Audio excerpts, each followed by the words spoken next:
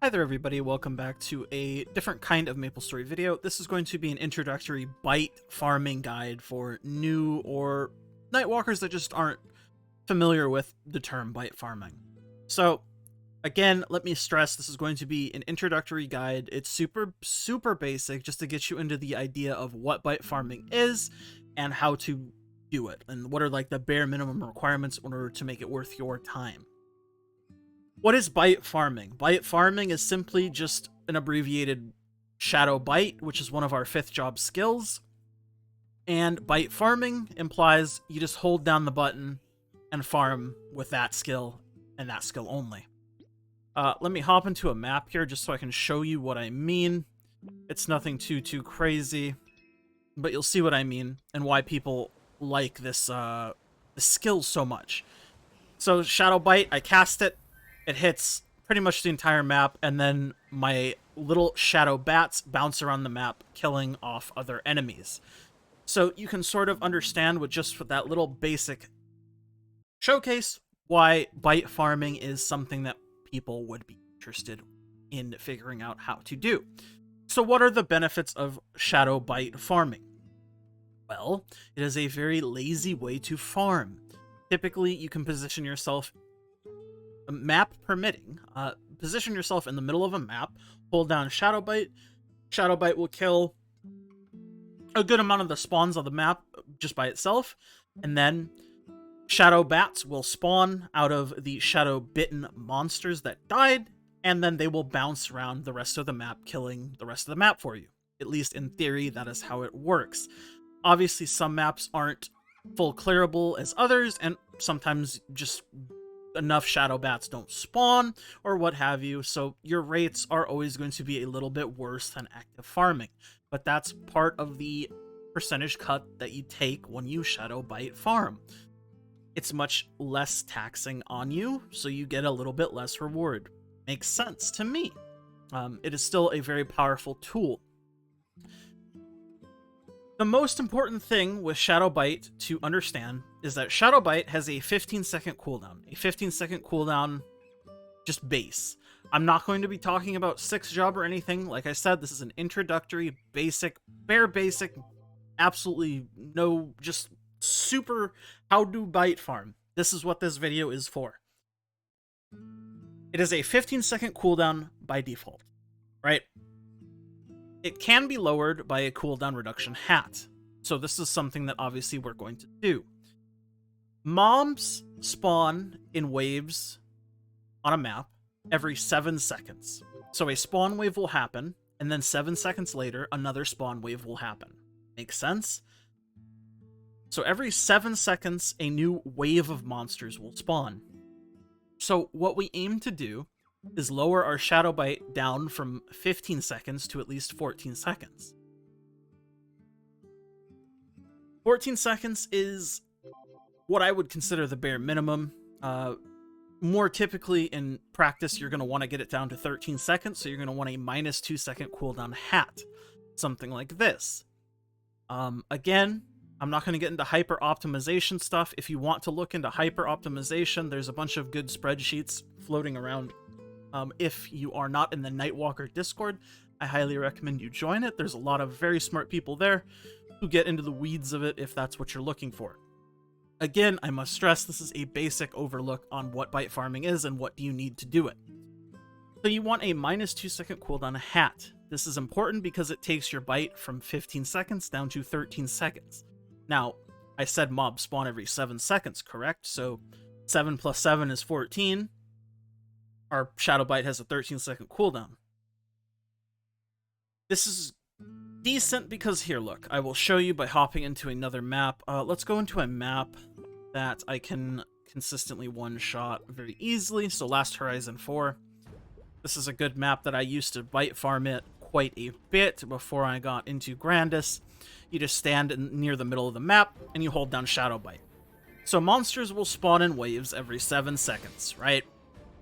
And you'll notice throughout bite farming, you're going to sync up the spawn wave with your shadow bite cooldown to where you'll shadow bite a set of monsters right as the next set of monsters spawn, as you can see here. and the bats from the first Shadow Bite will kill some of the new spawn wave. This is sort of what you want to try to do and why you go for a 13-second cooldown rather than just have it exactly at 14. There's also server lag that can displace and disrupt the spawn wave timing, but you can see if you just want to hold down the button, it's advised you go for a -2 second cooldown hat. If you're not going to hold down the button and you're going to pay attention to when monsters can spawn, or when monsters do spawn, then you can go for as low of a cooldown as you want on Shadow Bite. But if you want to be absolutely maximum laziness with the least amount of effort involved, get a -2 hat and just hold down the button without even considering anything, because nothing matters, right? And eventually it'll sync up to like this. I Shadow Bite the first wave, the second wave spawns, my bats bounce around the second spawn wave. Makes sense? Another important thing to mention is that loot only sits on the ground for 2 minutes. This is important to keep in mind when Shadow Bite farming, because a lot of your loot will pool, and you want to make sure you loot every minute, like 45 seconds. Every minute 45, you go around and loot items. Another way to get to your spot faster, you can cast Greater Dark Servant, you can go do your looting, and then use your Greater Dark Servant to teleport back to your spot, lose 0 downtime. Just a small trick to optimize. Now, another big thing about bite farming is, what is the primary source of damage from bite farming? It's not from Shadow Bite itself, as counterintuitive as that might sound.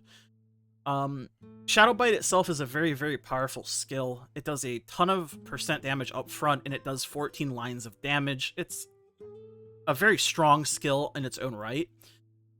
So typically, you will always be one-shotting with the actual damage of Shadow Bite. Shadow Bite should never be the problem with your damage. The other main source of your damage is coming from your Shadow Bats. Your Shadow Bats are what make Shadow Bite farming so good. You are going to want to pump up the damage of your Shadow Bats, because your bats are what bounce around the map, bounce around these additional spawn waves, and keep killing the monsters for you. Because Shadow Bite can only hit so many monsters, you have to rely on the bats to do the rest. It's not one or the other, it's both, but Shadow Bite damage is so high on its own, the bats are going to be your bottleneck. Typically, when I look for a map to farm, again, there's a spreadsheet, Nightwalker Discord. If you haven't joined, I would highly recommend you join it. If I remember, I will link the bite farming map spreadsheet in my description for this video. It is imperative that your bats are able to kill the monsters you're training on in a reasonable amount of hits. Typically, I don't push for more than 3 hits. 3 hits is pushing it as it is, in my opinion. But in some of the smaller maps, or if you don't mind taking a significant reduction in your kills per hour, 3-shotting bats are okay. Typically, though, I aim for 2-shotting bats at minimum. 2-shotting bats is decent enough in my testing from different maps. In my experience, obviously, I would highly recommend you run your own battle analysis to figure things out for yourself, because you have the tools, so you should definitely make use of those tools. Just run a 6-minute battle analysis, bite farm for that 6 minutes, and then you can times 10 to extrapolate the data for an hour. Makes sense? And obviously, you just want to go with whatever has better rates, so you can test a map that is like 3-shot bats, for example, versus a map that's 2-shot bats, if it may be less or more. I mean, I don't know. You will know by testing it, right? But typically, look for 2-shot. 3-shot can be okay. As far as other things go, I think that's about really it for the basics of Shadow Bite farming. There's not much more to it. That's sort of just it. As far as a list of maps that you can consider trying to Shadow Bite farm at, again, I will be linking a spreadsheet if I remember to. I will try to remember to link the spreadsheet in the description of the Nightwalker Discord compilation of maps to Shadow Bite farm at. Again, I know this is a super basic video, but I've had a couple people on my reboot progression series ask for a how to shadow bite farm, how does it work? So hopefully this helps you at least a little bit for people who don't know at all and want to understand what bite farming even is. Yeah, that's it for this video. So thank you guys, and I will see you all in the next one. Bye.